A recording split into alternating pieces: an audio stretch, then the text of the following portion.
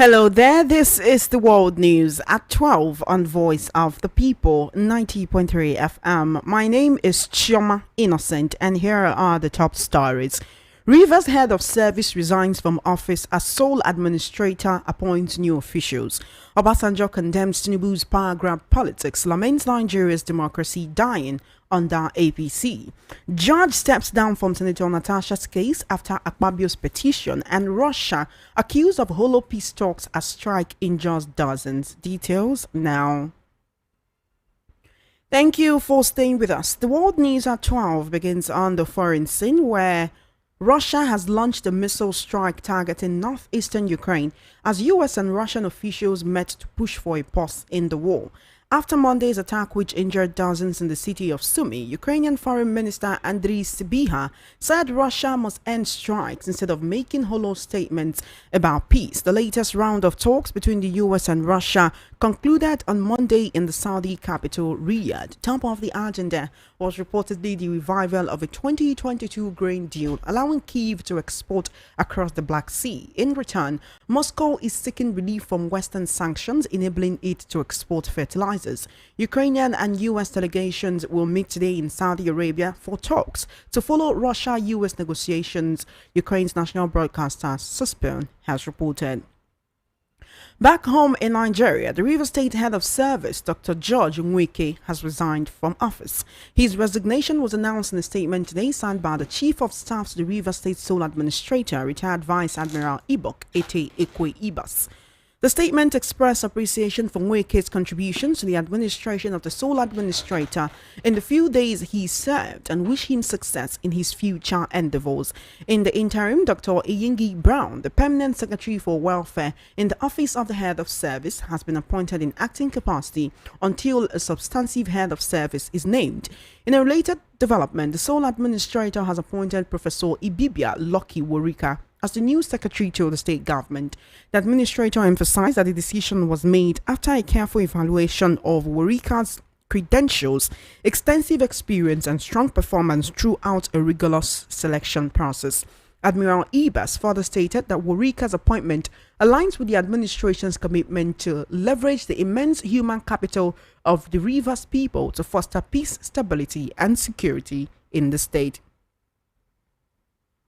Former President Olusegun Obasanjo has decried the collapse of democracy in Africa. The former president said this at a colloquium in Abuja to mark the 60th birthday of PDP stalwart and former governor Emeka Ihedioha.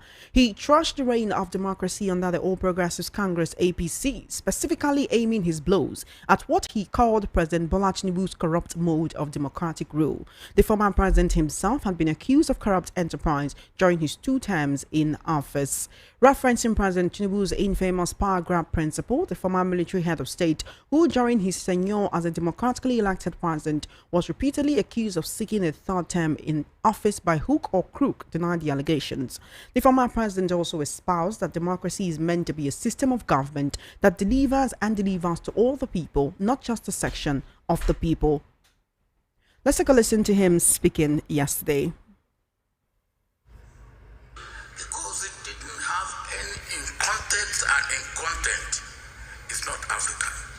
It does not have any aspect of our culture. What we stand for, what we believe, Ubuntu. I am because we are. It is I am because I can grab. What sort of democracy brings you and you grab everything and then illegally, corruptly, and you say go to court, where you know that even in the court you cannot get justice. Democracy is failing. Democracy is dying.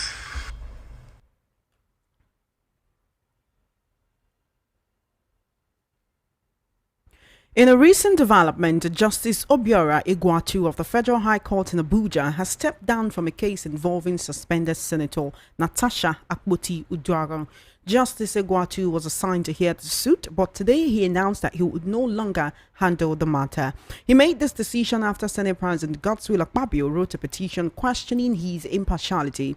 Although the case was scheduled for hearing, when the court clerk called it up, the judge ruled that he was stepping aside. He said he would return the case file to the chief judge, who would assign it to another judge. On March 4th, Justice Egwatu issued an interim order stopping the Senate Committee on Ethics, Privileges and Public Petitions from proceeding with disciplinary actions against Senator Natasha.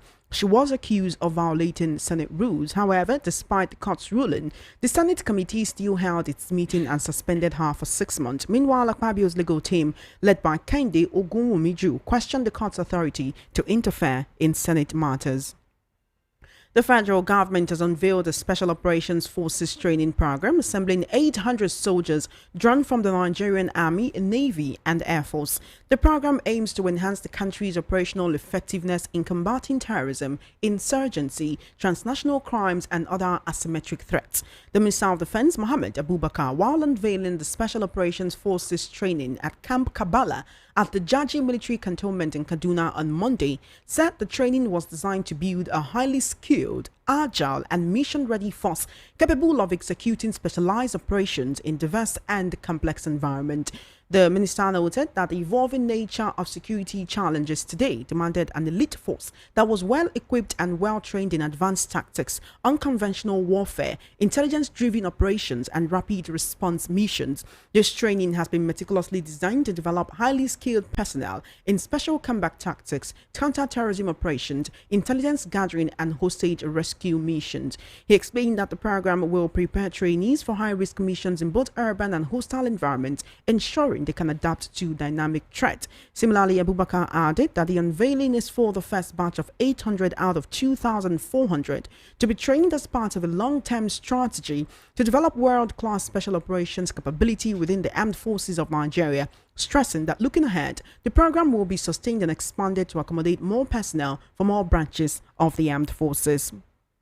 A barrack belonging to the Nigerian Police Force Division located at Mushin, popularly known as Oloson Police Station, was razed by fire on Monday night. VOP News gathered that the fire broke out at the facility at about 6:30 p.m. and destroyed a significant portion. In the video, the fire was seen severely damaging the facility and fire sample 90.3 FM. The Senior Special Assistant in Public Communication and Social Media to the Minister of the FCT, Nyesom Wike, that is Larry Olayinka, has said his principal and other leaders of the PDP in President Bola Tinubu's government are working for the Nigerian government and not the All Progressives Congress. He made this known while clarifying the uproar over the decision of the FCT administration to revoke land belonging to the PDP and other top politicians due to failure to pay ground rent for the past 20 years. PDP's National Secretariat was among the 4,794 affected properties revoked by Wike, despite him being a member of the party.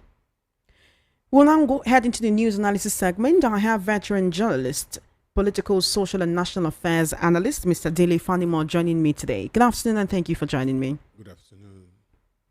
It's a pleasure to have you here, Mr. Fanimo. River State, a lot of people have been talking about Wike this and Wike that, and looking at it, what exactly does Wike have to do with all of this? Despite the fact that he's working with the president, he is in the president's cabinet. Asari Dokubo has come out to, would I say, make damning allegations of the fact that Wike is spearheading the removal of certain officials so that he can put his own officials to work with the sole administrator. And that by the time the sole administrator will be moving out of the state after 6 months, River State will be the worst for it. Do you agree with that assertion? You see, for me, it is very, very clear that Wike is partisan in this crisis in Rivers State.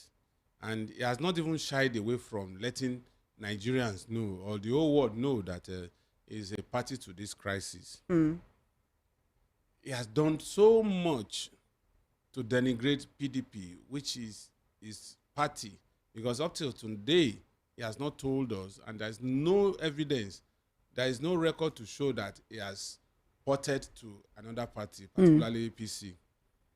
But the unfortunate thing that we need to let the whole world know, the public know, is that in law, he knows that beyond the courtroom, Wike is a factor in this crisis. And I don't really understand what Wike wants. Is it the good of the people of Rivers State or his own personal ego that must be massaged for people to have rest of mind? And why should somebody's ego override over 2-3 million people in a state? So I think Wike needs to be reined in. Oh, not only has Wike succeeded in booting Governor Fubara out of this place, he has captured the presidency. He has prepared a list of new local government administrators for the sole administrator to work with. While we're talking about this, the River State head of service has resigned from office. Someone else is taking over his position. Also, he's not the only one. Someone else has been appointed as the new secretary to the state government under the sole administrator. Those who are bringing up these concerns, like Asari Dokubo are they right to be concerned that, look, now Wike has free reign to do whatever he wants in River State? Wike does not have any free reign. It doesn't? It doesn't. And I'll tell you why. You see, what the president did was a coup against Wike. How so? I will explain to you. What Wike was angling for is the impeachment of the governor and deputy governor. And when the governor and the deputy governor is out of the equation, the next person that will be acting governor is the Speaker of the House. Amewule had been assured that he's going to be the next governor of Rivers State. But without recourse to Wike, Tinubu played a fast one. That's what aim in Rivers State. And unfortunately, Wike will not have a home to return to. So you mark my word, it may not make any meaning now, but I can assure you that one day, God willing and God preserving our lives, I will remind you of this intervention today. That I once said that Wike will be thrown under the bus. And unfortunately, when he will be thrown under the bus, he will not have anywhere to return to. River State will not be able to contain him, and he cannot remain in Abuja.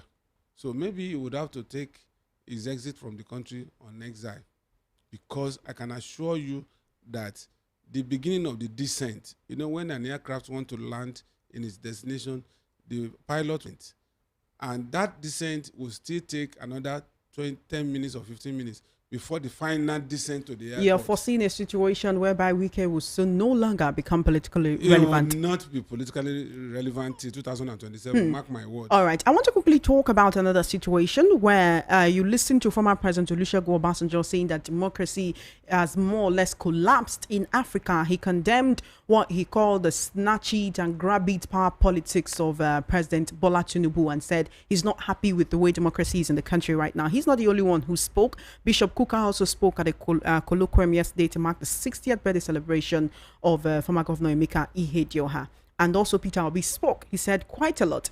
Of all of these people, the presidency has responded to Peter Obi. And here is what Special Assistant to the President Bayo Onanuga posted. He said, I listened multiple times to former Governor Peter Obi's statement in this clip where he claims that democracy has collapsed in Nigeria. His hyperbolic remarks, suited for headlines, have been made without deep reflection and a lack of a solid logical foundation.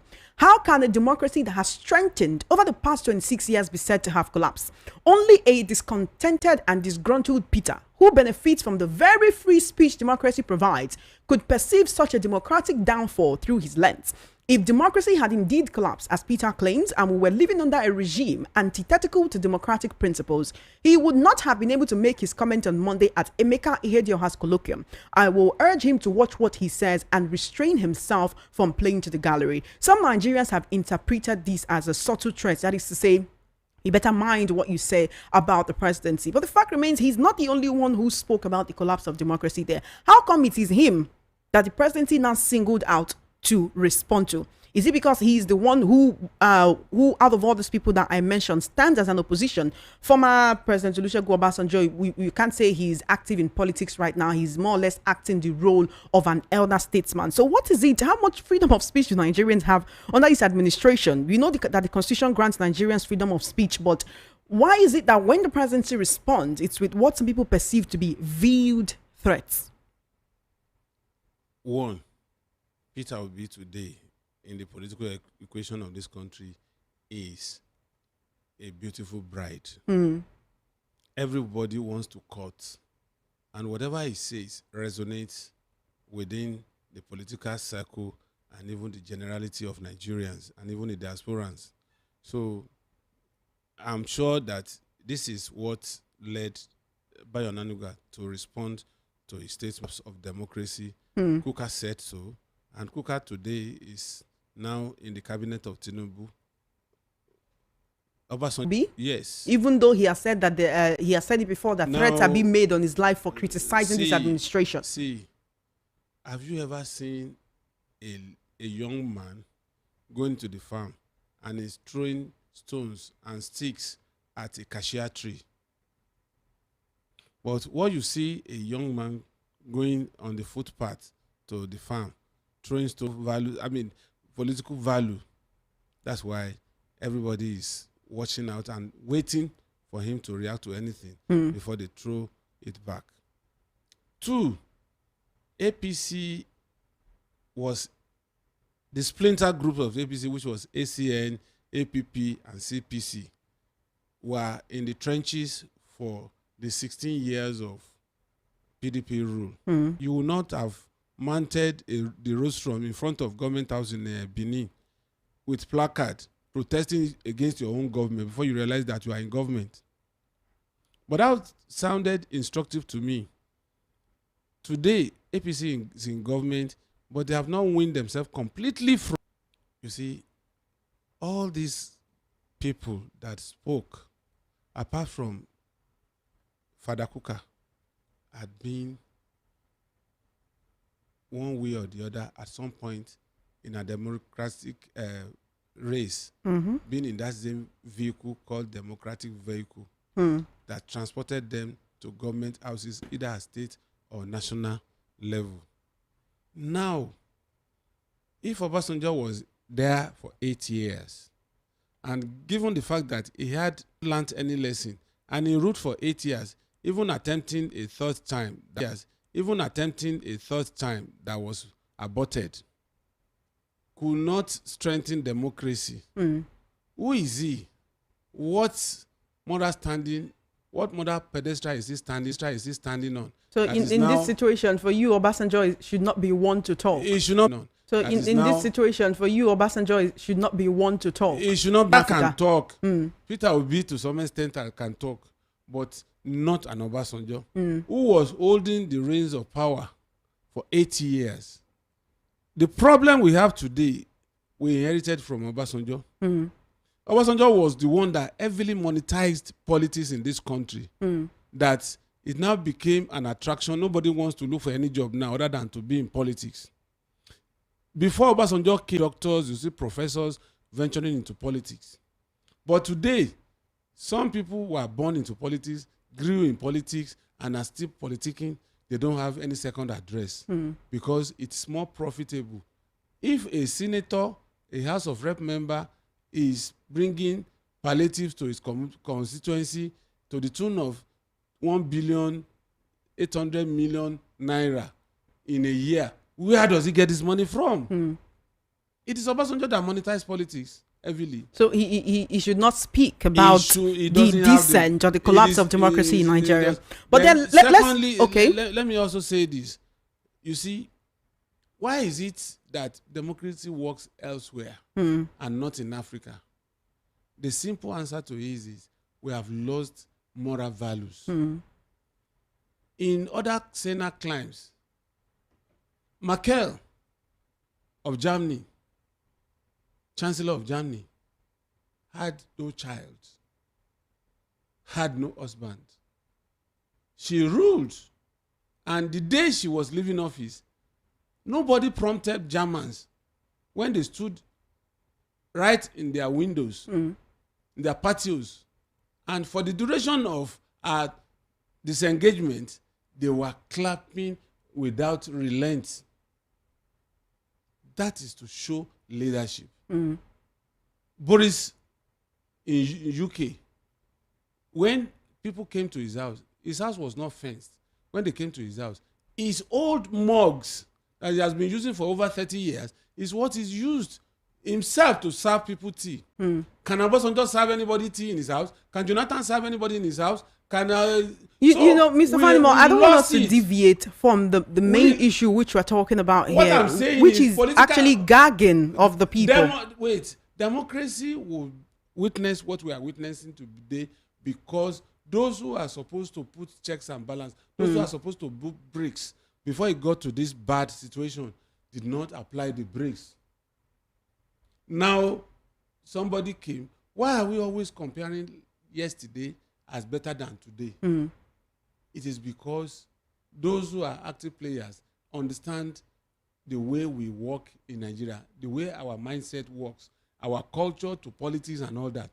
Why would somebody declare a state of emergency if it is not within its power to declare? And we are sitting down in a closet in the house and continue to lament. What would you rather the people do? Because there is a 30-day run challenge currently going on. A lot of Nigerians are saying how they feel about the state of the country, the state of the economy, and the fact that a lot of them cannot afford basic necessities. Rant is useless. Okay, even in the midst of this ranting, Mr. Fanimo, the people who are doing the ranting, do you know how many content creators have been arrested? If South Koreans had opted for ranting, there would be martial law in South Korea today. So you would rather the people hit the streets? They should hit the streets. The same streets they hit in end bad governance last year, and they were confined to certain locations. They hit it the wrong way. So Nigerians don't know how to protest the right way. They don't know. And I'll say this. And even in 2020, they didn't protest the right way. Listen. Why would you have problems with National Assembly and you are protesting in Lagos? Is National Assembly located in Lagos? How many people can afford to travel to Abuja just for a protest? What about the residents of Abuja? Are they not enough to occupy the National Assembly? Until we occupy the National Assembly and say, look, this so section of the Constitution is anti-people. We need an amendment to it. And until you do this amendment, and then those in their constituency will not allow them to return to their constituency until they remain in that Abuja. Do you know that in South Korea, when that Yeon imposed... Yeah, look at what we have under this administration, right? A lot of people speak out and they are tagged bigots, they are tagged tribalistic, they are tagged, oh, you hate this government, you hate this administration, you hate the president, and that is why you are talking like this.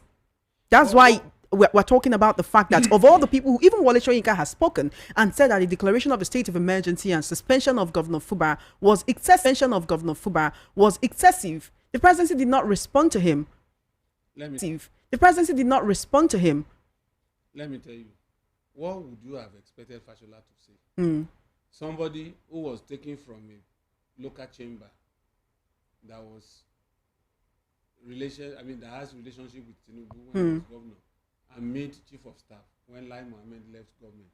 And from chief of staff, he got signed through the instrumentality of that government. And now, against all permutations, Tinubu insisted that he must be governor, and he was governor for 8 years.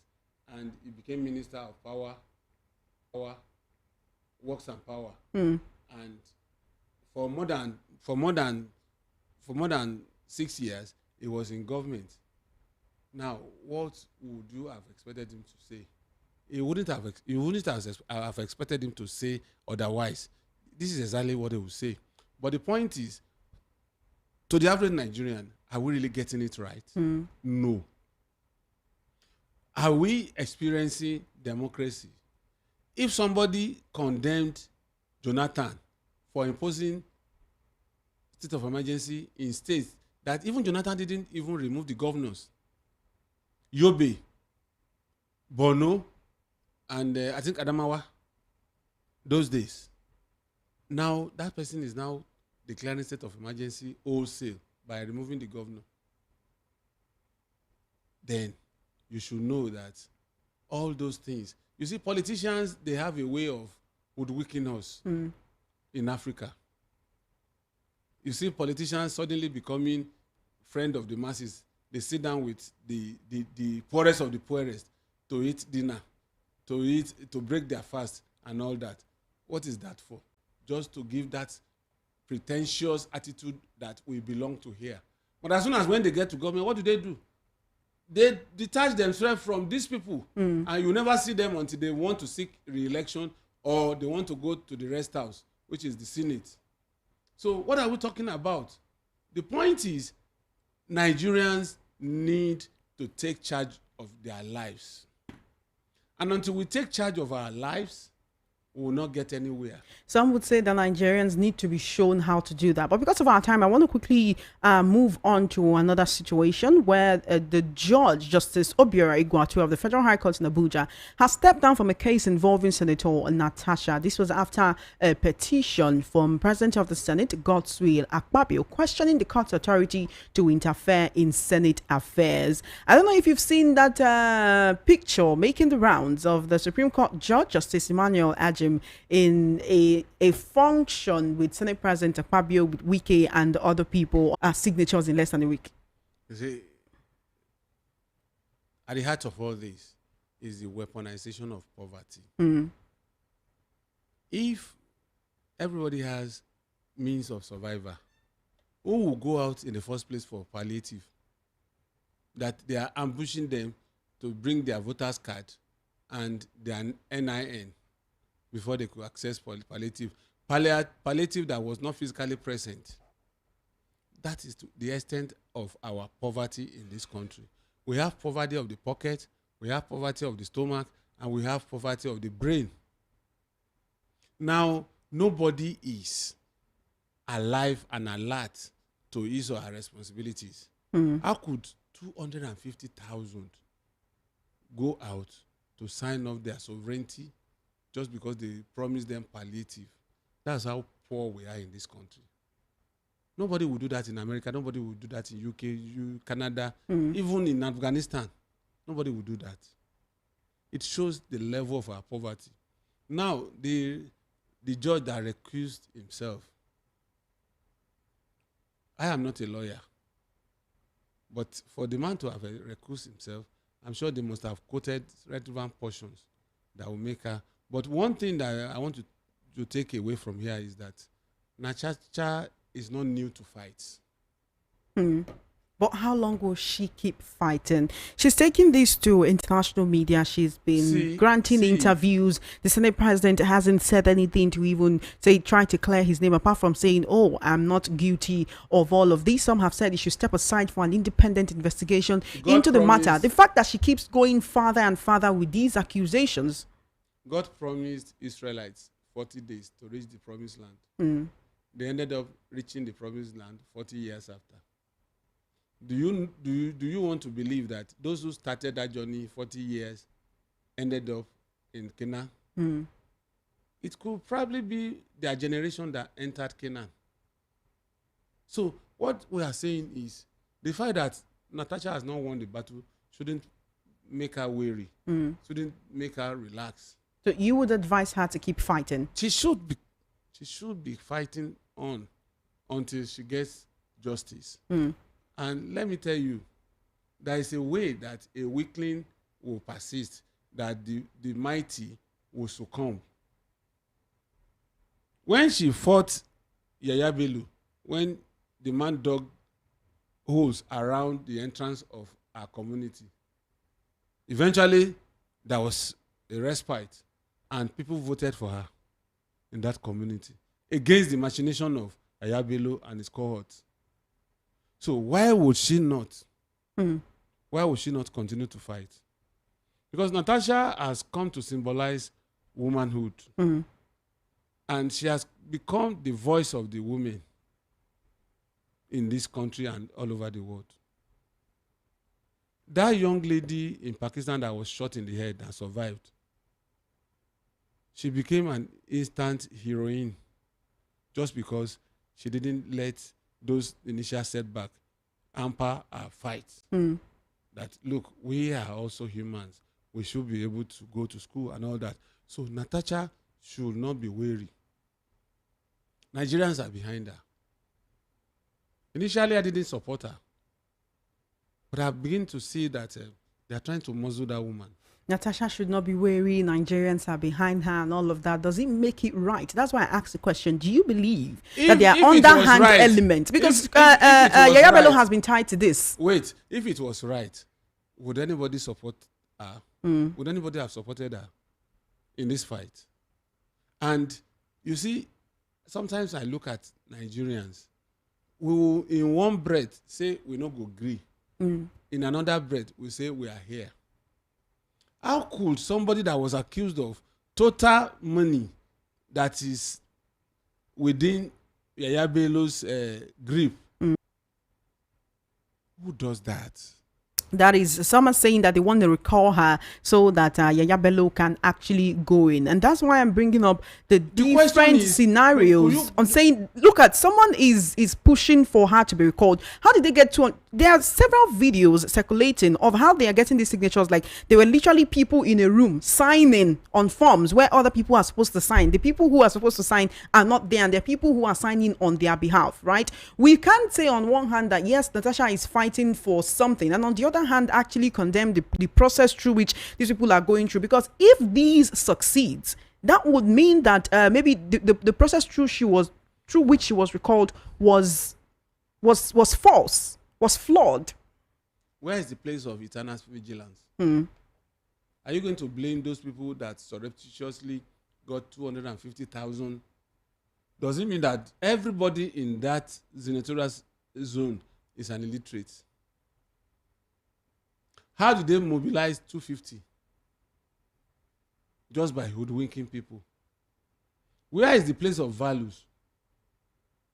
In my community, I was brought up that if your father, your own father, is a billionaire and he doesn't respect you, you leave that father and go and farm.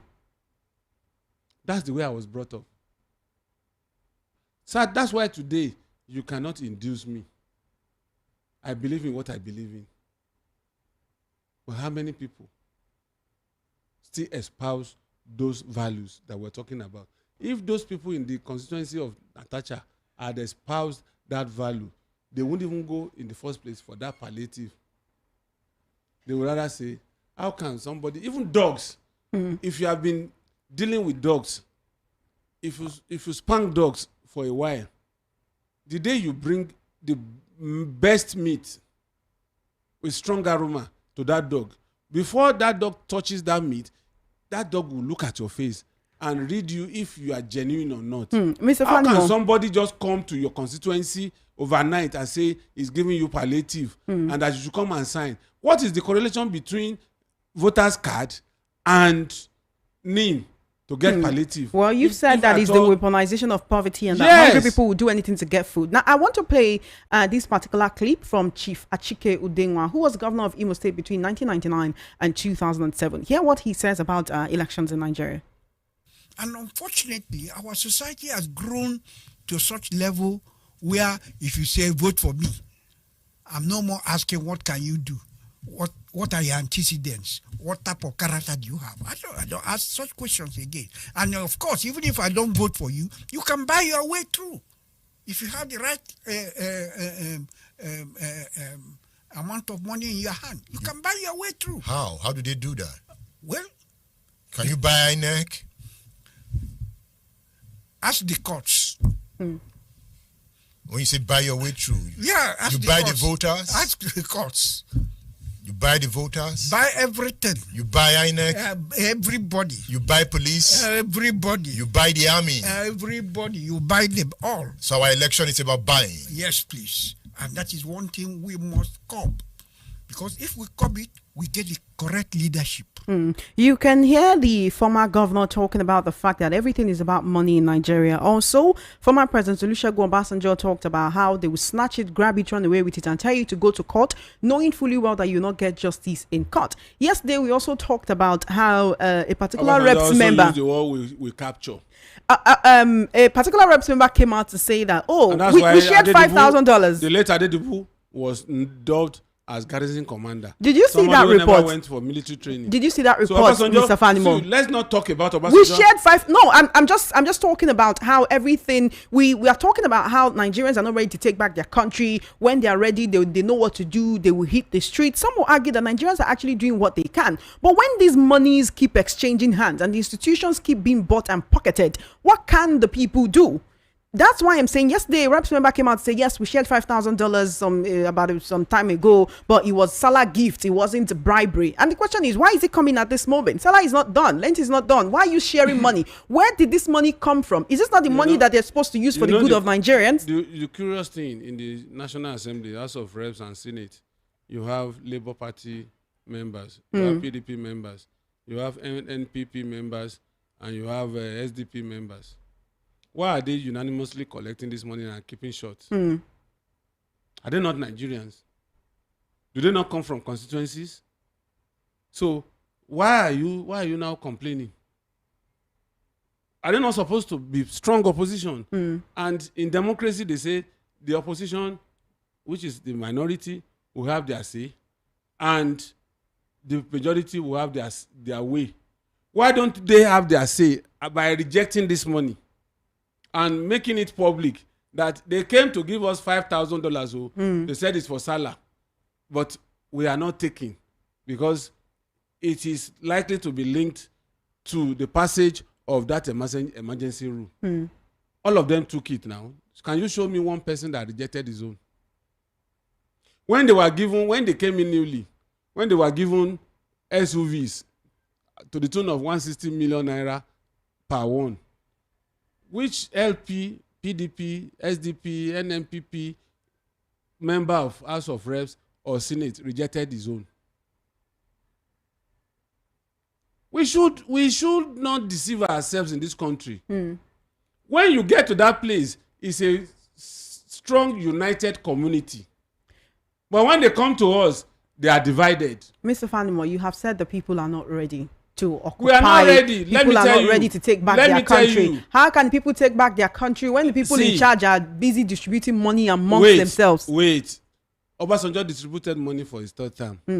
Okereke Onyuke was one of the people that was funneling the money. Former SEC, NSC, Nigerian Stock Exchange, DG. Now, when it was time, do you know the scene of Raymond Dokwesi? AIT was very strong at that time. Dokwesi was championing through his medium that plenary must be an open plenary. It shouldn't be a closed door thing. And before that plenary held, some people in some of these legislators' constituencies have started stoning their houses and breaking their windows and doors. When they got to the plenary, those who even collected money voted against third time. And third time was brought to its knee. So we cannot be championing violence, Mr. Fanimo. This is not about violence. You want to tell me that how many people know you as you are seated? Can you mention the name of House of Rep member and Senate member from your constituency? You are not likely to know. It is only when its national election is close by that you see them. As soon as they win election, they go back to Abuja, and from Abuja to Dubai to do shopping, to UK, to US, they go to Harrods. So before we talk about the federal government, we should hold those closer to us more accountable. Yes. Why don't you go and occupy the constituency, the houses of this House of Rep member and Senate, and let their siblings phone them, Daddy, Uncle, these people say they are not living in our house. They are not fighting us. They brought their stove. They brought their cooking utensils. And they said, until you are seen on the floor of that house saying no and refunding that $5,000, you cannot come back home. See the way they will react. Thank you so much, Mr. Fanimo. Our time is fast spent and we need to go. Ramos, thank you for joining me on the World News. It's always my pleasure. It's always a pleasure whenever we get to have these conversations. You have been listening to the World News at 12 right here on Voice of the People 90.3 FM. Just before we wrap up, let's take a look at the top stories again. You heard the Rivers Heads of Service has resigned from office as sole administrator appoints new officials. Obasanjo condemns Tinubu's power grab politics, laments Nigeria's democracy dying under APC. Judge steps down from Senator Natasha's case after Akpabio's petition, and Russia accused of hollow peace talks as strike in just dozens. That is a wrap on the world news at 12. My name is Chioma Innocent. Good afternoon and thank you for listening.